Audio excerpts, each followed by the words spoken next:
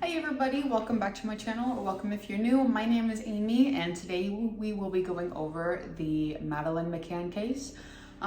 This is a very long, it's kind of long case, so right now we're just gonna get right into it. So Madeleine Beth McCann was born on May 12th, 2003 to parents Kate and it's either Jerry or Gary. I think it's Jerry. Kate was a general practitioner and Jerry was a cardiologist. So they got the bag. They got the bag good. So Kate and Jerry tried to get pregnant for years before trying the IVF treatment, and they got pregnant with their first daughter, Madeleine. At the time of the disappearance, they had two more kids, which were boy and girl twins, that's great for being IVF. So I'll go into what the kids club is in just a minute, but a parent of a fellow kid at the kids club said Jess's only memory from the vacation was when the kids club went sailing and her straw hat blew into the water. She looked over and Madeleine jumped into the water to retrieve it. Everybody said that Madeleine was just a fun-loving, young baby who just was full of life and was just happy to be here. So this is gonna be the vacation overview, kind of give you a rundown of who all was there. So in April 2007, the McCanns and their three children, accompanied by three other families, which the media had dubbed the Tapas Seven. So Fiona and David Payne and their two children, Diana Webster, who is the mother of Fiona Payne, Jane Tanner and Russell O'Brien and their one child, and Matthew and Rachel Oldfield and their two children. So a lot of babies, a lot of adults, a lot of kids. The group arrived to Portugal on April 28th of 2007. The McCanns were staying in apartment 5A. It was a ground floor apartment with 2 bedrooms. It was the 5th block of the Waterside Village. The apartment was on the perimeter of the Ocean Club, and the Oldfield family was next door in apartment 5B. O'Brien and Tanner were 2 doors down in apartment 5D, and Diane Webster was in the floor above the rest of the apartments. In apartment 5A with the McCanns, the kids slept in the room that was closest to the front door. It had 1 waist-high window with shutters. You guys might be wondering why I'm going over the blueprints of everything, but you'll understand a little bit. So there were only 2 access points, the front door and the back patio door. It was a sliding glass door that was only able to lock from the inside. So now I'm just gonna go over the overview of what happened the day of her disappearance. On May 3rd, 2007, Madeleine asked her mother, "Why didn't you come when my brother and I cried last night?" Hindsight being 2020, Kate had thought that there might have been somebody that was in the apartment, in the window, and something that was just spooking the kids the night before her disappearance. Kate said that she'd also noticed a strange lard brown stain on her pajama top, but kids are kids, and so she didn't really think anything of it. That day, the kids spent some time at the children's club at the Ocean Resort. So like one of those things, like you drop your kid off, they're being watched, they're safe, so you can go out and do your adult things. It was one of those. Jerry also had a tennis lesson, and the whole family went to the pool around 2:30. The children were put to bed around 7.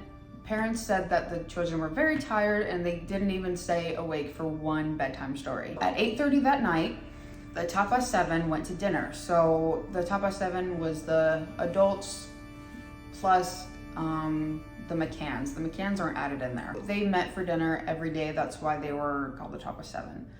So the restaurant, I think they went to the same restaurant too. So the restaurant was 180 feet or 55 meters from apartment 5A. The documentary said as the crow flies, so just like point A to point B, no like twists and turns. Because you would still have to cross a public street around the pool and to the restaurant. The top of 5A was visible, but the doors were not, so you could just see the roof. The sliding patio doors were made unlocked with the curtains closed, so the parents could enter through there without waking the children whenever they went to check on them. Each couple had one partner check on their children every 25 to 30 minutes, so it's not like they just left their kids, like they were there was at least somebody going back and forth to go check on the kids. At 9:15, Jane Tanner claims to have seen a young man carrying a small sleeping child not far from 5A, headed east, which is where the police think that the perpetrator would go. The child was allegedly wearing light pink pajamas, similar to the ones that Madeleine had been wearing that night. The man was white with dark hair, about 35 to 40 years old. He had gold or beige colored pants and a dark jacket. He did not appear to be a tourist. That's just what she said. Now the chief detectives say that they are almost certain it was thought to be a British tourist picking up his daughter from the kids club. So everybody thought that it was Madeleine. That was widely speculated for a long time, but who knows at this point. So at this point in time, a lot of people are certain that Madeleine was kidnapped by that man and carrying the little girl. Shortly after the disappearance, the description was passed to the police, but they didn't release it to the media until May 25th. So even if they were almost certain that it was Madeleine, but still released it on May 25th, too late. Long gone by now, Miss Girl. There was another potential sighting of the abduction that was released on May 26th by Martin and Mary Smith. That happened around 10:30. Going back to the Top West 7, at 9:30, Kate planned to check on her kids, but Matt Oldfield offered to do it because he was on his way to check his children anyway. He said, I can just stop because they're right next door. When he went into apartment 5A, he noticed that the children's door was wide open.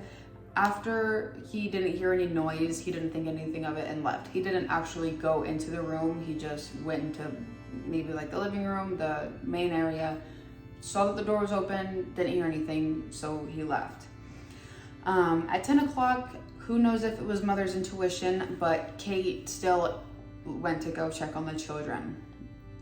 In 2013, it was stated that Madeleine was most likely taken moments before Kate went to go look at 10. Kate entered through the unlocked patio doors, noticed that the kids' bedroom door was wide open, so she went over to shut it, but it slammed shut as she was closing it due to a draft from the open window. She then made the horrific discovery that Madeleine was not in her bed. Her stuffed animal and her comfort blanket were, but she was not. So after, obviously, you're freaked the hell out, your kid's missing, she looks all around the apartment, notices that she's not there, then she is running to the restaurant. She's saying, Madeleine is gone, someone's taken her. Some people say that she said they've taken her, kind of insinuating that it might have been a group, she might have known, who knows. At 10:10, Matthew Oldfield went to notify the resort's receptionist to call 911. Or to call the police. At 10:30, so 30 minutes after Kate went to go check on them, the resort activated its missing child protocol, including 60 staff and resort goers who searched the area until 4:30 that morning. So everybody was on board with this, which I am glad. I couldn't even imagine just being there on vacation. They don't have anything to do with you, and then, oh, there was a missing child. Hell yeah, go help. Absolutely, that is terrifying, especially when there's water involved. The police response has been criticized at times. I also think that some things have probably been lost in translation when it comes to everything. So who knows if they did more and we just don't know, or whatever. So the Portuguese police department is different than the police system here in the US. So there are different police response teams for the rural and then for the rural areas, and then in the city.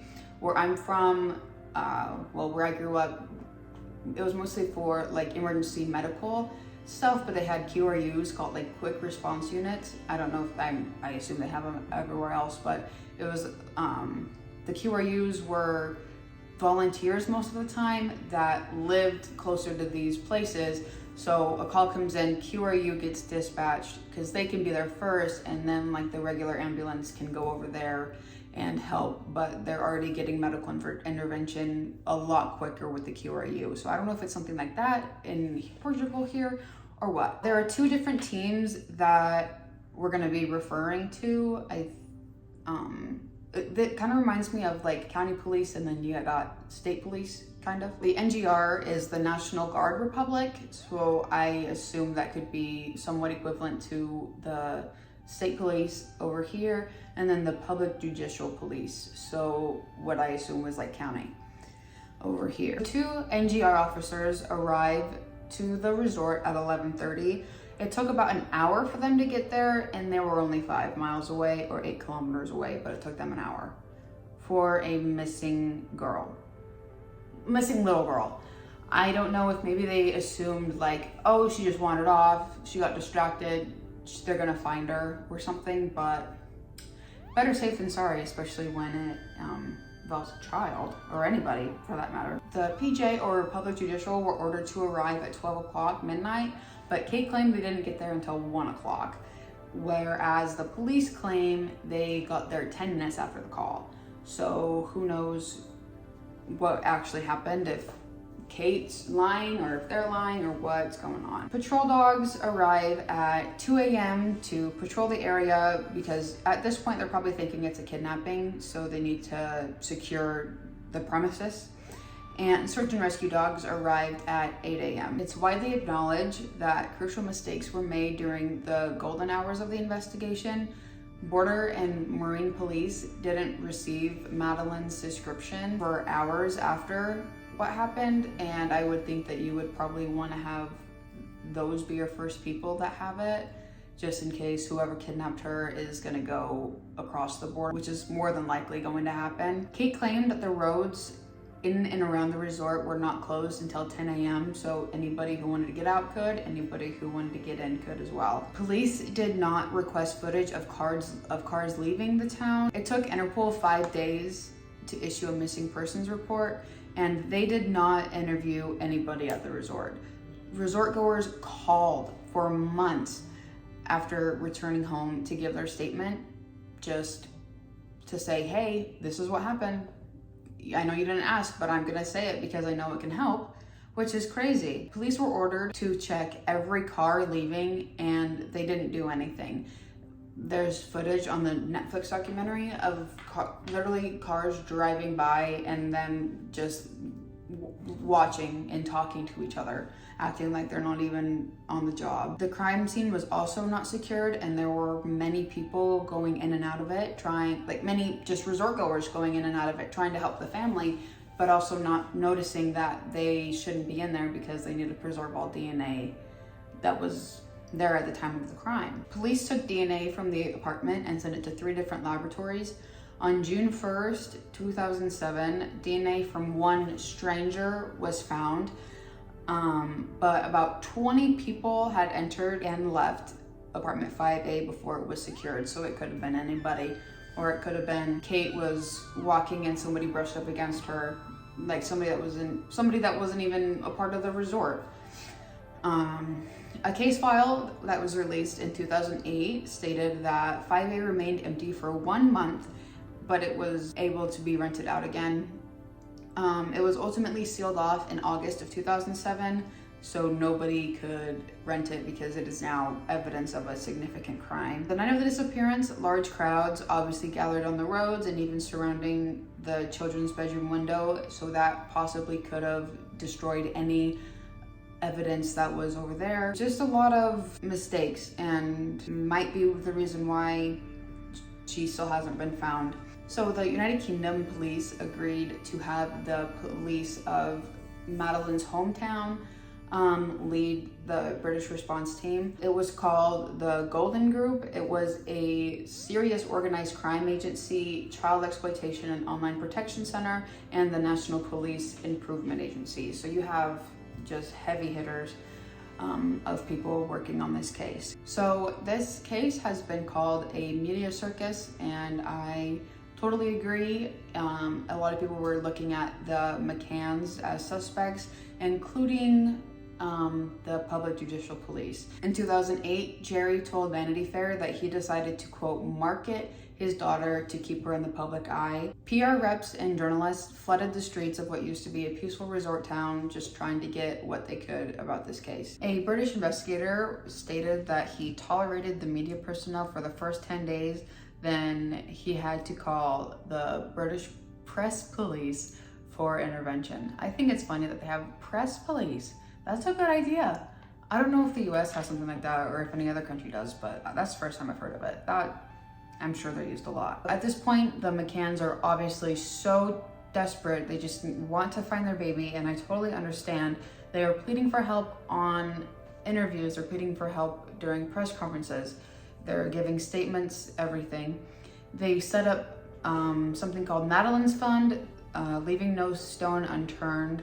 On May 15th, they traveled to various countries, just showing pictures, pleading for help, pleading for support. The British newspaper sold over 30,000 copies of McCann's article. She was on the cover of People magazine here in the US on May 28th, 2007, and several British tabloids reported on it for months, probably even still. I know there's been a lot of new coverage on it. This case is still unsolved, but you still have suspects. The first suspect was Robert Murat.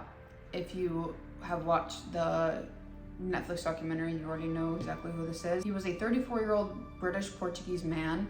He lived about 150 yards or 137 meters from 5A. He lived in the direction which the man that Tanner saw was walking. The Tapa 7, along with 2 other vacationers, claimed to see him near 5A shortly after the discovery. Murat was helping the investigation by being an interpreter. People thought it was odd that he was so invested in helping. I don't fully agree with that. From the documentary, it looked like he was helping more than he was hurting it.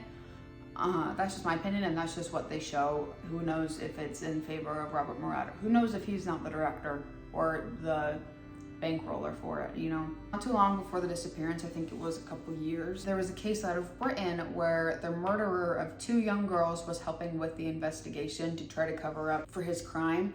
I feel like a lot of criminals do it, just trying to get the spotlight off you, and then maybe think, oh, but they're helping, why would they be helping, stuff like that. So, and this other case was also in their mind, fresh in their minds if it happened recently, so I can understand why they thought that.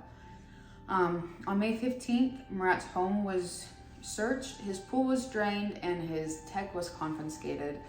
He also had 2 friends that were questioned, and they didn't find any link to him. His suspect status was lifted on July 21st, 2007. In April of 2008, he received £600,000 of out-of-court settlements for libel, and the associates that were questioned were also receiving £100,000 each. Being spring break, there were a ton of people at the resort. Everybody and their grandma were there. So there's a lot of witness statements. Some can be credible, some cannot be. Take it for what you will. Multiple people reported seeing a man behaving oddly behind 5A on the days leading up to the day of the disappearance. There was an increase of burglaries between January and May of 2007, so they thought maybe they were burglarized and then kidnapped Madeleine because she saw and she was older. Who knows? There was a burglary within 2 blocks of 5A where the suspect entered through the windows, and the window was wide open, so it could have been that. Several people reported strange men collecting money for charity, going door to door, just asking people. Women living near 5A said that a man came to her home on April 20th asking for donations for an orphanage in a town nearby. It has come out that there is no orphanage or anything of the sort in that nearby town, and the woman said that the man was very pushy and demanding. On April 25th or 26th, the man who rented 5A before the McCanns found a man on the balcony who would have had to enter via the steps from the street. So that was also weird. The renter said that the man that he found was very polite and clean shaven, and that he was asking for donations for an orphanage. There were 4 of the quote charity collections made on May 3rd near 5A, so they were swindling people and it was working. Some say they saw the men come up the stairs leading from the apartments on the street. So I don't know if it's like not street level. I don't know how it all goes out. This is just what it said. They said that the person looked around before quietly shutting the gate with both hands. And at 11, just after the discovery, 2 men were seen in a nearby street talking with raised voices. After realizing that they were being watched by the witness, they quietly walked away. Like I said earlier, the McCanns were the first suspect, obviously. Apparently they had inconsistencies with their statements. Some people think that Jane Tanner made up the sighting. Portuguese press made several allegations and rumors, such as the top of 7 were swingers and that the McCanns were drugging their kids so they can sleep longer and better so they can have more fun with their friends. At the police station, the McCanns were allegedly questioned in Portuguese. Their answers were translated into English. McCanns answered in English. Then their answers were translated back into Portuguese, typed out on the computer in Portuguese, printed, then read in English for them to sign, saying that they agree and this is correct. There was a lot of room for stuff being lost in translation, stuff being taken for the wrong thing. I don't know. I feel like they could have done it in a better way. I don't know what way, so don't ask me, but I feel like it could have been better. On May 10th, almost a week after the disappearance, they stated that instead of entering through the patio door, the unlocked sliding patio doors, they entered through the door that was closest to the bedroom, even though they had said that they were entering through the patio doors. Kate was questioned on why she ran back to the restaurant after the discovery instead of calling the police right away. I feel like a question like that comes up in every case. Jerry said that the shutters could only close from the outside, but the PJ discovered that the only way they would close is if they were forced down, and there were no signs of force. From August 2007 on, it was theorized that Madeleine passed in 5A caused by an accident, possibly due to being sedated. 2 cadaver dogs alerted at McCann's car on 2 separate different occasions. They were given suspect status on September 2nd, 2007. On September 10th, 2007, the chief inspector signed a 9-page report stating that Madeleine had passed in 5A and that everyone in the group was covering it up. So even the investigator thinks that. On July 21st, 2008, the Attorney General, Jose Monteiro, stated that there is not enough evidence to link the McCanns or Murat to the disappearance, and suspect status was lifted for both. There are a plethora of other theories. Some people think that it was an act by a stranger, a burglary gone wrong, or a planned abduction. Maybe they saw, maybe this person saw Madeleine hanging out with her family at the kids club, what have you, and just wanted to kidnap her. Some people think she may have also wandered off, maybe to look for her parents. Maybe she was woken up by somebody walking by. There were also some construction sites nearby, so some people think that she might have fallen into one of those, but I feel like if that would have happened, they would have noticed. I don't know. Madeleine wandering off would have been highly unlikely. Kate has come out to say that Madeleine would have had to open the curtains, then open the doors, close the curtains, shut the doors, and open and close the child gate at the bottom of the stairs and open the gates leading to the road. All a 4-year-old girl doing all that without falling, without getting hurt. At this point in time, on September 25th, 2022, Madeleine has still not been found, passed or alive. There are many books, articles, documentaries, TV shows, everything. I'm sure this isn't the first time you've heard of it. It seems like there have been new developments every day. As I said earlier, the Portuguese police have been under fire for the whole investigation. In the latest Netflix documentary, a representative for the Portuguese police said that they strategized by working in secrecy. I understand why the Portuguese police want to work in secrecy, but also I feel like when it comes to a missing person, The public needs to know about it so they can help you. They can help you if you see them at the grocery store, at the gas station or something.